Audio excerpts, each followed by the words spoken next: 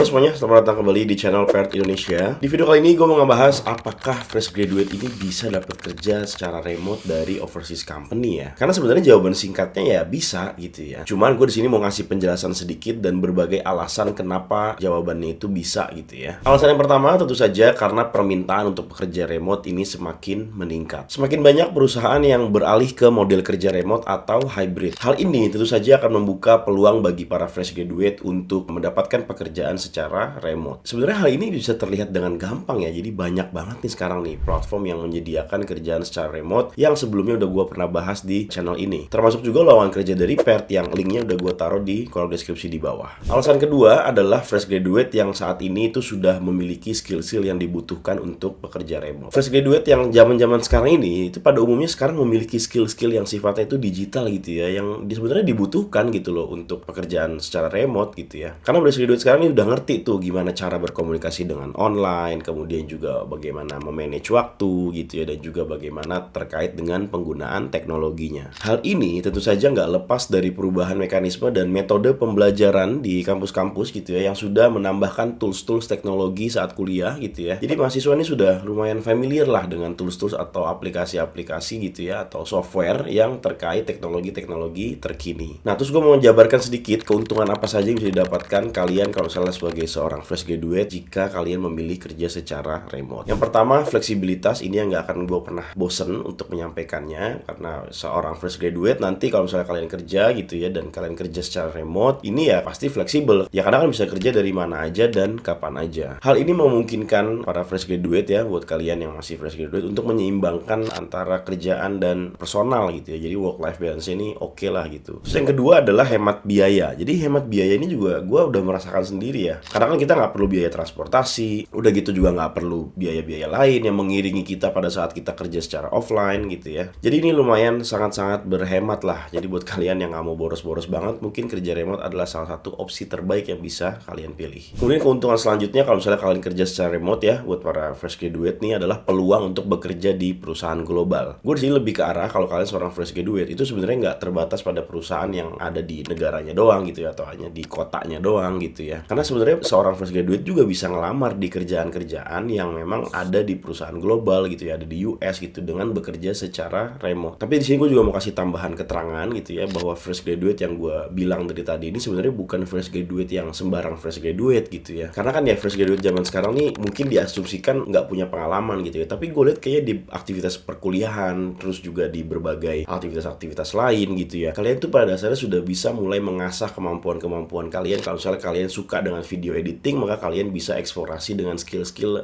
video editing gitu ya. Atau misalnya kalian adalah seorang desainer, kalian juga bisa tipis-tipis sambil kuliah kan bisa dapat project-project juga. Pengalaman-pengalaman seperti itu bisa loh dibawa sebagai portofolio untuk kerja sebagai pekerja remote gitu ya, pada saat nanti kalian apply setelah lulus kuliah. Tapi tentu saja tidak ada keuntungan tanpa tantangan gitu ya. Jadi di sini gue mau jabarkan juga sedikit mungkin buat kalian para fresh graduate, tantangannya apa aja sih gitu ya kalau misalnya kerja secara remote. Yang pertama, manajemen waktu. Nih ya, fresh graduate biasanya masih muda-muda gitu ya. Ini agak sulit untuk disiplin gitu ya untuk manajemen waktu. Jadi ini tolong diperhatikan baik-baik ya, karena manajemen waktu ini kalau misalnya kalian kerja secara remote ini sangat-sangat dibutuhkan. Kemudian yang selanjutnya adalah tantangannya adalah komunikasi secara online. Selain karena kalian harus menguasai bahasa Inggris, karena ini konteksnya adalah kerja secara remote di overseas company, which is company itu ada di UK, di US, di manapun gitu ya, di luar negeri lah. Tentu saja kalian sebagai seorang fresh graduate ini perlu memahami cara berkomunikasi dengan bahasa Inggris, dan pastinya juga cara berkomunikasi yang pada umumnya aja gitu ya, kayak bagaimana bisa berkomunikasi secara efektif dengan kolega, dengan teman sejawat gitu ya, dengan atasan melalui platform-platform online. Terutama mungkin gue lebih ke arah kalau fresh graduate itu terkait dengan perilaku-perilakunya, sikap-sikapnya, dan etikanya yang memang harus lebih condong ke arah yang profesional gitu ya selama berkomunikasi secara online. Oke, tantangan selanjutnya bagi fresh graduate yang pengen kerja secara remote adalah kurangnya interaksi sosial. Karena gue yakin di usia-usia fresh graduate itu pasti akan merasa terisolasi ya, karena kan yang nggak kerja di kantor itu kerjanya sendirian secara remote. Karena biasanya di usia-usia fresh graduate itu mungkin gue asumsikan di sekitar 21, 22, 23 tahun gitu ya, yang menurut gue di usia-usia segitu sebenarnya masih butuh banget untuk kolaborasi secara langsung untuk menambah jam terbang dari sisi interaksi sosial. Karena interaksi sosial itu kan banyak ya, bisa ada decision making, bisa ada negosiasi, bisa ada public speaking. Nah kayak gini-gini bakalan lost kalau misalnya kalian langsung kerja secara secara remote. Mungkin yang selanjutnya tips dari gue untuk para fresh graduate yang sekarang lagi mau mencari pekerjaan secara remote adalah kalian harus benar-benar mengasah skill yang dibutuhkan, karena battlefield kalian ini adalah orang-orang yang sudah berpengalaman kerja gitu. Jadi kalian tetap bisa unggul selama kalian punya portofolio yang jelas, punya pengalaman yang baik, dan juga skill-skill yang mumpuni gitu ya. Yang selanjutnya mungkin bisa dibilang kalian mungkin bisa ikut pelatihan-pelatihan online gitu ya, kan udah banyak nih kursus-kursus secara online untuk mengembangkan skill gitu ya. Misalnya kalian videographer atau editor gitu ya, atau desainer, kalian coba diasah lagi dengan belajar lebih banyak lagi. Kemudian selanjutnya adalah bangun portofolio yang menarik ya, karena portofolio tadi sempat gua singgung di poin sebelumnya. Intinya kalau portofolio ini kan sebenarnya buat nunjukin skill dan pengalaman kalian gitu ya. Jadi ini gue pernah juga bikinin video khususnya tentang cara menyiapkan portofolio yang benar gitu ya. Jadi silakan aja cek videonya di channel ini. Kemudian selanjutnya adalah siap-siap untuk interview, karena gue asumsikan mungkin fresh graduate ini ya belum pernah interview atau sedikit sekali ya pengalaman interviewnya. Jadi kalian juga harus memastikan bahwa kalian ini harus bisa menjelaskan tentang diri kalian gitu ya secara interview gitu, dan ini dalam bahasa Inggris loh BTW kalau kini konteksnya overseas remote working gitu ya. Jadi tolong dipersiapkan diri kalian dengan baik gitu ya. Dan terkait interview ini gue juga udah sempat bikin videonya secara lebih konstruktif di video sebelumnya, jadi silakan aja dicek di channel ini. Nah mungkin ini gue kasih contoh aja beberapa pekerjaan remote yang mungkin cocok buat kalian para fresh graduate ya. Yang pertama itu ada video editor, kemudian juga ada social media specialist ya, karena anak fresh graduate sekarang kan mungkin social media tuh udah tahu banget lah gitu ya, teman mungkin harus didalamin lagi nih gitu ya. Terus juga ada UI dan UX designer atau graphic designer juga ada gitu ya, dan juga ada web developer nih khusus buat anak-anak IT ya.